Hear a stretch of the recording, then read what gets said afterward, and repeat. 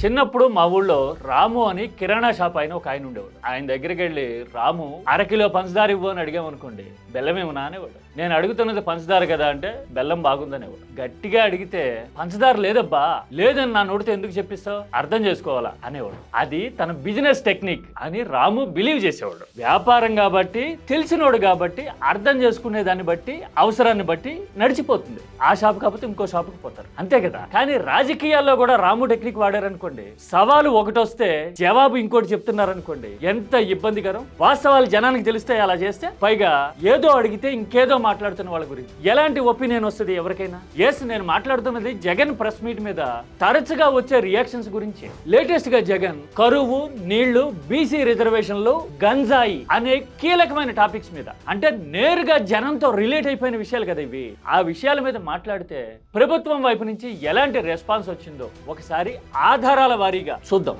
చూస్తే గనక సబ్జెక్ట్ ఎవరు మాట్లాడుతున్నారు, ఎవరు దారి మళ్లిస్తున్నారు ఇష్యూని అనేది మీకే అర్థమవుతుంది. నేను మీ టైం ఎక్కువ తీసుకోను, 3-4 విషయాలు మాత్రమే చూపిస్తా ఆధారాలతో సహా. ఇక మీరే జడ్జి చేయండి. ముందుగానే చెప్తా ఉన్నా, పార్టీల్ని గుడ్డిగా అభిమానిస్తూ అన్న నడిచొస్తే మాస్,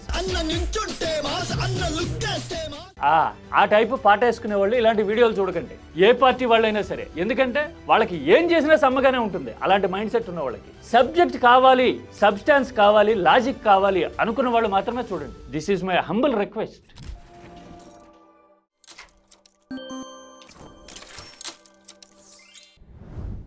జగన్ ప్రెస్ మీట్ పెడితే 2 గంటలకి తక్కువ కాకుండా మాట్లాడిన ప్రతి విషయానికి ఇలా స్క్రీన్ షాట్లు చూపిస్తూ, ఇన్ఫర్మేషన్ చూపిస్తూ, పబ్లిక్ డొమైన్ లో ఉన్న క్వాలిఫైడ్ అండ్ బానిఫైడ్ డేటాని చూపించడం అనేది ఏపీకి తెలిసిన విషయమే కదా.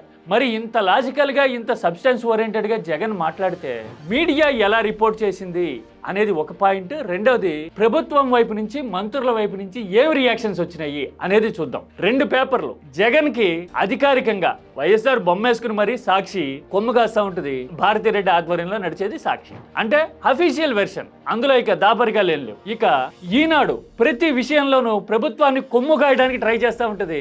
వాస్తవాలు ఏంటి, ఈనాడుకి టీడీపీకి సంబంధ బాంధవ్యాలు ఎలాంటివి అనేది జనానికి తెలుసు. పైగా లేటెస్ట్ గా జగన్ కూడా చూడ మాటలు కూడా గజెట్ పేపర్ ఈనాడు రాసిన మాటలు, ఇలా గెజిట్ పత్రిక అన్నారు కదా. ఈ 2 పేపర్లనే కంపేర్ చేద్దాం. ఎవరు ఏం రాశారు, ఏం చూపించారు, వాస్తవాలు ఎవరు మాట్లాడారో మనకు తెలిసిపోతుంది. ఫస్ట్ పాయింట్, నీళ్లకు సంబంధించి సాక్షిలో ఫ్రంట్ పేజ్ లో ఇదిగో చూడండి, కరువు కాటేస్తున్న కుంభకర్ణుడి అని చెప్పేసి ఇలా పెట్టి, జూన్, జూలై, ఆగస్టులో ఇప్పటి వరకు రాష్ట్రంలో 52% వర్షపాతం లోటు అని చెప్పారు కదా. ఆ తర్వాత ఇది తెలిసే నీళ్ళిస్తున్నామంటూ వెన్నుపోటు ప్రభుత్వం, మంత్రుల పబ్లిసిటీ అని చెప్పారు కదా. ఇదిగో ఇలా పట్టిసీమ లాంటి విషయాల్లో అంతా స్టంటే చేశారు, ఎక్కడ సాగవుతా ఉందో చూపించండి అని సవాల్ విసిరారు కదా. ఆ సవాలు విసరడంతో పాటు సీమ జలాల విషయంలోనూ, తెలంగాణ అనుసరిస్తున్న విధానాల విషయంలోనూ జగన్ ప్రస్తావించిన 2-3 విషయాల్ని చూపిస్తాను. ఏడా తెలంగాణ, ఆంధ్రాలో కరెంట్ జనరేషన్ 48,000 క్యూసెక్లు అవుట్ఫ్లో,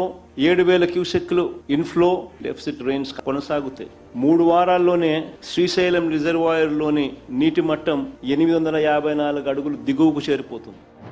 చూశారు కదా, అన్ని వేల క్యూసెక్లు రోజు వదిలేస్తా ఉన్నారు. చూడబోతే 7,000 క్యూసెక్ల కంటే ఎక్కువ రావట్లా. ఇలాగైతే ఇదిగో ఇక్కడ సాక్షిలో కూడా అదే విషయాన్ని హైలైట్ చేశారు చూడండి. ఈ ఆగస్టు 11 నాటికి శ్రీశైలంలో 879 అడుగుల నీటి సామర్థ్యం ఉంది. పోతిరెడ్డిపాడు ద్వారా సీమకి నీళ్ళిచ్చే అవకాశం ఉన్నా ఇవ్వలేదు. పైగా ఎడాపెడా విద్యుత్కి వాడేస్తున్నారు. 3 వారాల్లో నీటి నిల్వ 854 అడుగుల కంటే దిగువకు చేరుకుంటుంది. అలాగైతే సీమకి ఎలా నీళ్ళిస్తారు అంటూ ఉన్నారు కదా. అంటే ఇది శ్రీశైలం వాటర్ మేనేజ్మెంట్ కి సంబంధించిన విషయం. ఇన్ఫ్లో, అవుట్ఫ్లో ఆయన చెప్పారు కదా. మరి మంత్రి నిమ్మల రామానాయుడు ఏం మాట్లాడారు, ఈనాడు ఏం రాసిందో చూడండి. ఇదిగోండి ఇక్కడ ఉంది చూసారా, శ్రీశైలంలో తెలంగాణ విద్యుత్ ఉత్పత్తి చేసే నీళ్లు దిగువకు వదిలేస్తోందని జగన్ విమర్శిస్తా ఉన్నారు. ఆ నీరు నాగార్జున సాగర్ కే వస్తుంది. నాగార్జున సాగర్ కుడి, ఎడమ కాలువల ద్వారా కృష్ణా డెల్టాలో తాగునీరు అవసరాలు తీరాలంటే సాగర్ నీరు రావాల్సిందే కదా. ఆ అవగాహన లేకుండా జగన్ విమర్శలు చేస్తే ఎలా అన్నారు చూసారా. ఇది ఎంత ట్రిక్కీ సమాధానం. జగన్ శ్రీశైలం నీటి మట్టం గురించి గురించి మాట్లాడారు. ఆ నీటి మట్టం తగ్గిపోతే పరిస్థితి ఏంటి అని అడిగారు. నీటి మట్టం సరిపడున్న పోతిరెడ్డిపాడు ద్వారా ఎందుకు నీళ్లు వదలలేదు అని క్వశ్చన్ చేశారు కదా. ఈ రెండిటికి సమాధానం చెప్పారా? తాగునీటి అవసరాలు సాగర్కే వస్తాయి, అందరికీ తెలుసు కదండి, శ్రీశైలం నుంచి సాగర్కే వస్తాయని.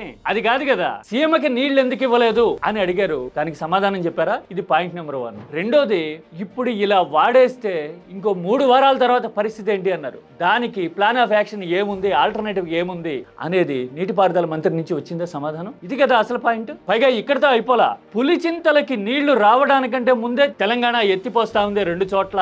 తెలంగాణలో చింతలపాలెం మండలం పాత వెలటూరు వద్ద పులిచింతల ప్రాజెక్టు బ్యాక్ వాటర్ నుంచి 8 టీఎంసీలు తరలించడానికి 1450 కోట్లతో చేపట్టిన మహాత్మా గాంధీ ఎత్తిపోతుల పథకం, బుగ్గమాధారం వద్ద పులిచింతల ప్రాజెక్టు దిగువన కృష్ణానది నుంచి మరో 2.5 టీఎంసీలు తరలించడానికి 394 కోట్లతో చేపట్టిన రాజీవ్ ఎత్తిపోతుల పథకం పనులు కూడా వేగంగా జరుగుతా ఉన్నాయి. చంద్రబాబు నాయుడు చూద్దాం చూస్తా ఉన్నాడు.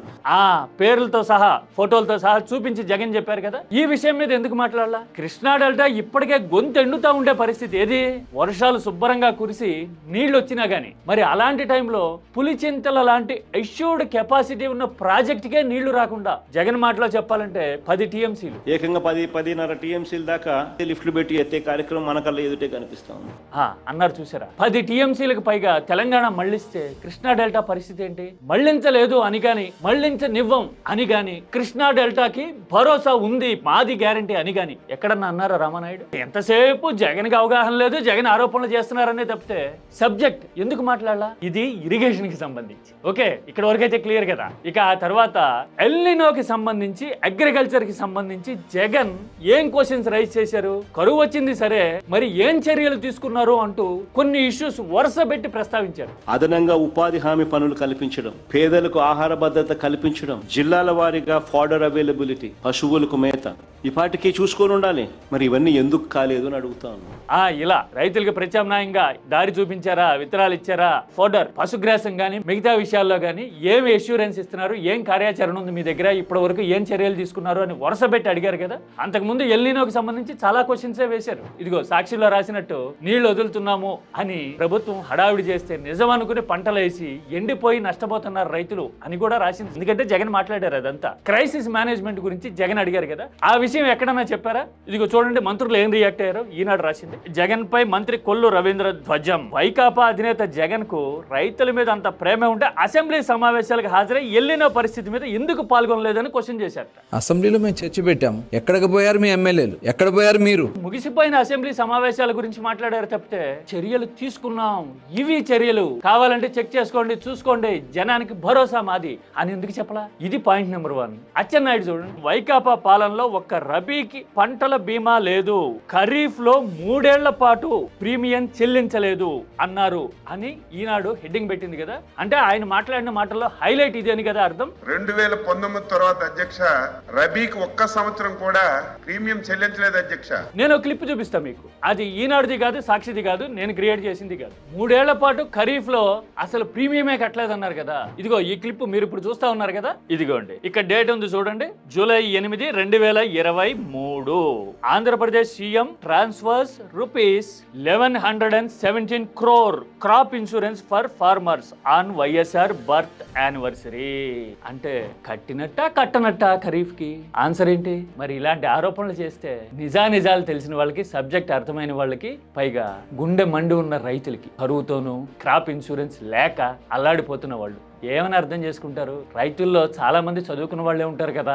మరి జగన్ అడిగిన క్వశ్చన్ కి సమాధానం చెప్పకుండా 3 ఏళ్ల పాటు కట్టలేదు అంటే నేను ర్యాండమ్ గా వెరిఫై చేస్తే ఇదిగో 1117 కోట్లు 2023లో రిలీజ్ చేశారు వైఎస్ఆర్ పుట్టినరోజు సందర్భంగా అని చెప్తా ఉన్నారు కదా. చూడండి, సబ్జెక్ట్ మాట్లాడుతుంటే సమాధానాలు ఎలా ఉంటున్నాయి అని చెప్పడానికి ఇవి నిదర్శనాలు కదా. ఇక చూడండి, బీసీ రిజర్వేషన్కి సంబంధించి నిన్న జగన్ ఇదిగోండి ఇలాగా ఎంపీ టికెట్లు అంటే లోక్సభ ఇంతమందికి ఇచ్చాము, మంత్రి పదవులు ఇంతమందికి ఇచ్చాము అని 33% ఏంటి 40%, 50% కూడా ఇచ్చాము అని జగన్ ఆర్గ్యూ చేయటమే కాదు, క్రిస్టల్ క్లియర్ గా ఒక సవాల్ విసిరారు కదా. రాష్ట్ర కోటాలో భర్తీ అయిన 11 రాజ్యసభ సీట్లకు 4 బీసీలను పంపించింది ఎవరైనా అంటే అది జగనే. 2019-24 మధ్యలో 4 బీసీలకు ఇచ్చాము రాజ్యసభ సీట్లు. అంటే అష్యూర్డ్ సీట్లు కదా అధికారంలో ఉన్న పార్టీకి రాజ్యసభ అంటే నేరుగా బీసీల మీద ప్రేమ ఉంటే, నమ్మకం ఉంటే, విశ్వాసం ఉంటే, కమిట్మెంట్ ఉంటే మీకు ఈ టికెట్ అని చెప్పి రాజ్యసభకి నేరుగా పంపడమే కదండి. అలా 4 సీట్లు ఇచ్చాము. 2014-19లో అదే చంద్రబాబు నాయుడు గారు 2014 నుంచి 19 ఆయన ప్రీవియస్ రెజ్యూమ్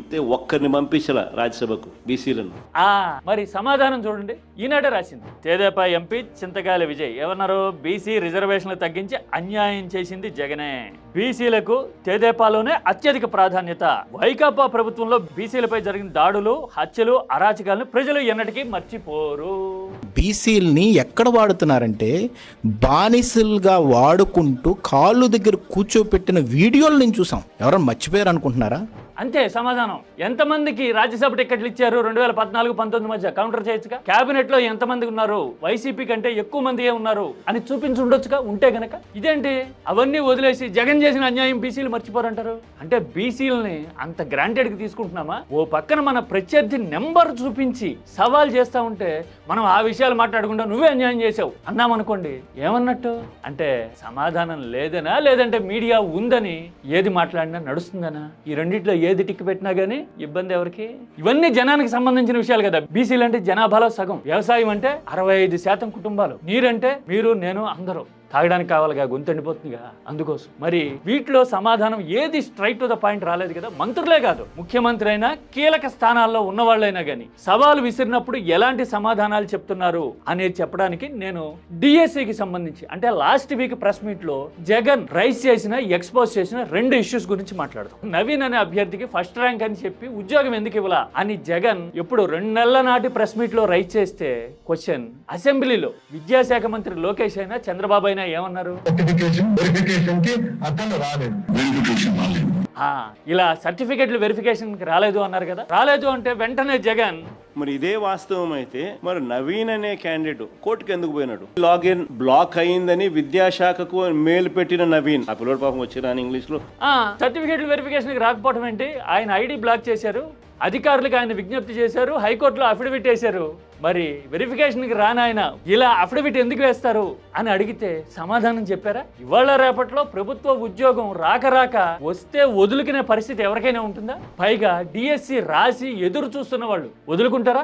మామూలుగా అయినా అర్థమైపోతుంది కదా ఈ విషయం. పోనీ మామూలుగా అర్థం కాదు మనకి, రాజకీయంగా కళ్ళకు గంతలు కట్టేసుకున్నాం అనుకుందాం. మరి జగన్ అలా సబ్జెక్ట్ అడిగితే సమాధానం చెప్పారా? ఎక్కడో ప్రెస్ మీట్ లో ఫంబుల్ అయ్యారట జగన్. చూడండి, లోకేష్ తన హ్యాండిల్లో ఏపీపీఎస్సీకి డిఎస్సికి తేడా తెలియదు అన్నారు తప్పితే ఆ క్వశ్చన్ కి సమాధానం చెప్పలేదు. ఇది ఒకటే కాదు, ఇదే డిఎస్సికి సంబంధించి అమ్మకాలు జరిగినాయి, బేరసారాలు జరిగినాయి అని జగన్ గతంలో ప్రెస్ మీట్ లో ఫోన్ రికార్డింగ్ చూపిస్తే ముఖ్యమంత్రి అయినా, విద్యాశాఖ మంత్రి అయినా అసెంబ్లీలో ఏమన్నారు? విజయవాడ కమిషనరేట్ కి కంప్లైంట్ ఇచ్చి జ్యుడిషియల్ రిమాండ్ కూడా పంపించిన వెళ్తే బెయిల్లో వచ్చాడు. విజయవాడ కమిషనరేట్ కి అప్పగించామని విద్యాశాఖ మంత్రి అంటే బెయిల్ పైన బయటకు వచ్చారు అని ముఖ్యమంత్రి అనడం చూశాం కదా ఇప్పుడు. మరి ఇదే విషయంలో జగన్ ఆన్లైన్ క్రైమ్ రికార్డ్స్ చూపించి yet to be arrested, పేరేం పేరు సస్పెక్ట్, మన పేరు రాయలా, చేసిన బెయిల్ ఇచ్చి పంపించినారు స్వామి. అరెస్ట్ కదా దేవుడు ఎరుగు.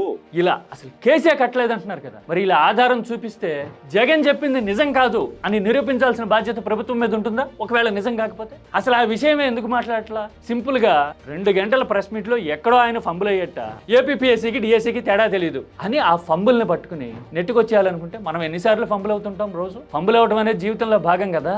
మరి 2 గంటల సబ్జెక్ట్ మాట్లాడకుండా, అడిగిన క్వశ్చన్స్ కి సమాధానం చెప్పకుండా ముఖ్యమంత్రి దగ్గర నుంచి సంబంధిత శాఖల మంత్రుల దగ్గర నుంచి క్యాబినెట్ వరకు అందరూ ఇలా మాట్లాడితే జనం ఏమనుకుంటారు? సబ్జెక్ట్ ఓరియంటెడ్ గా చర్చ జరగాలి, అప్పుడే రాజకీయంలో అసలు రంగు బయటపడుతుంది అని అనుకుంటాం కదా. వ్యవస్థలన్నీ చేతిలో ఉండి మీడియా మొత్తం 90% మీడియా కుమ్ము కాస్తూ ఉన్నా గానీ సమాచారాన్ని గుప్పెట పట్టుకొని ఫింగర్ టిప్స్ మీద చూపించాల్సిన ప్రభుత్వమేమో జగనే అన్యాయం చేశారు బీసీలకనో, లేదంటే సీమకి న్యాయం చేస్తున్నాం నీళ్ల విషయంలో అను జస్ట్ లైక్ దట్ మాట్లాడుతూ ఉంటే, విపక్షంలో ఉండి టీడీపీ భాషలో చెప్పాలంటే కనీసం ప్రతిపక్ష హోదా కూడా లేని జగన్ ఇలా సబ్జెక్ట్తో, డేటాతో, నంబర్లతో ప్రతి విషయం క్వశ్చన్ చేస్తుంటే వాదనైనా, సబ్స్టాన్స్ అయినా, జనం విషయంలో నిజానిజాలైనా ఎవరి పక్షాన ఉన్నట్టు? నిజాయితీగా మాట్లాడండి, మీకు సబ్జెక్ట్ అర్థమైతే గనుక.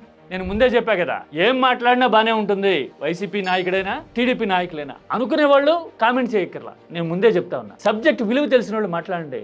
ఏపీకి కావాల్సింది సబ్జెక్టు, సబ్స్టాన్స్. ఇప్పటికైనా ఆ వాల్యూని రియలైజ్ కాగలిగితేనే భవిష్యత్తు మారేందుకు స్కోప్ ఉంటుంది. అందుకోసమే ఈ request. Key talks subject oriented platform. తెలుసు కదా మీకు మన స్లోగన్, సరుకున్నోళ్ళు సబ్జెక్ట్ మాట్లాడతారు.